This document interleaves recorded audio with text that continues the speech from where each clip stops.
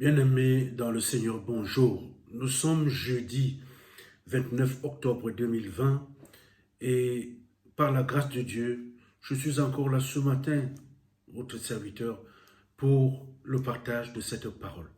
Nous sommes dans le Nouveau Testament, dans l'épître de Paul aux Éphésiens, au chapitre 4, les versets 20 à 24, que je lis.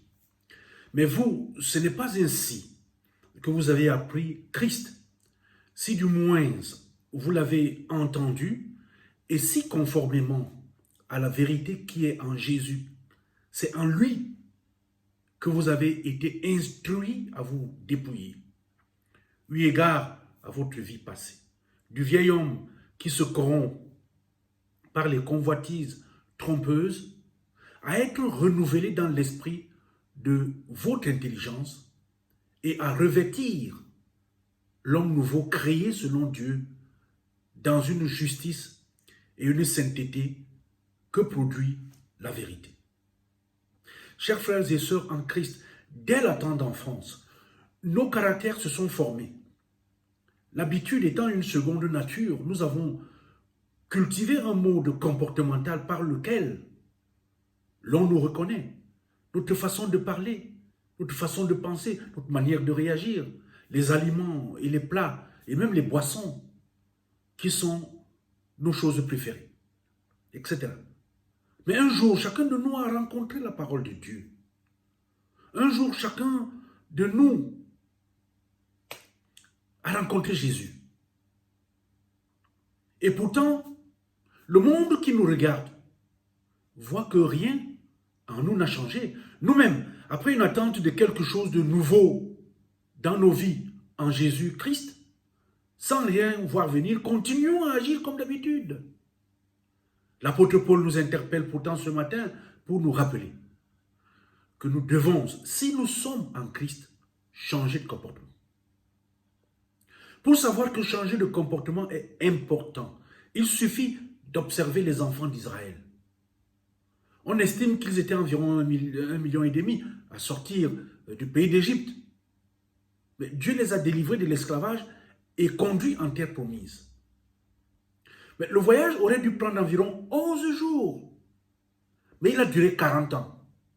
Pourquoi?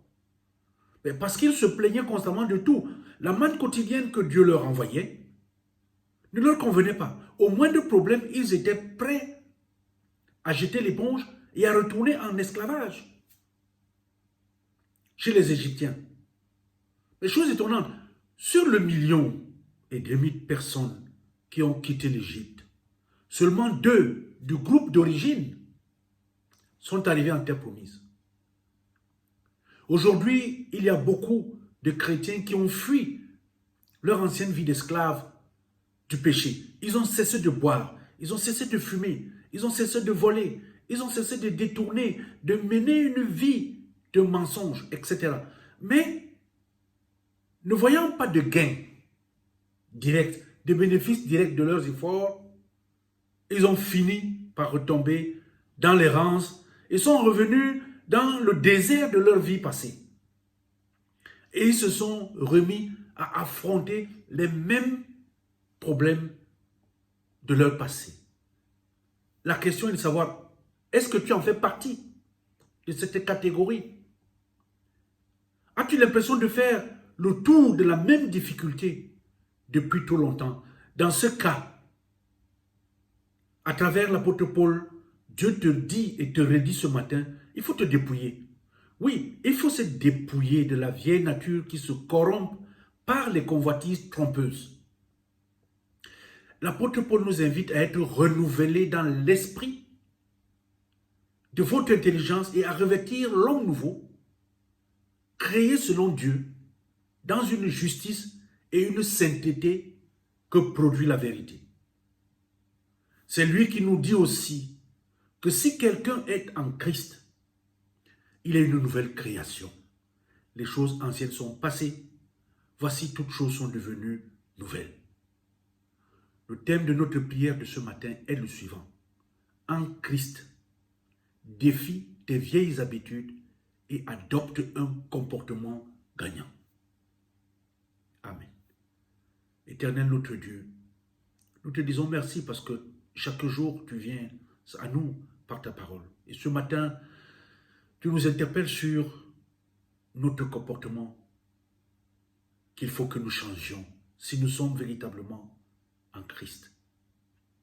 Viens donc continuer à nous le rappeler et aide-nous à changer.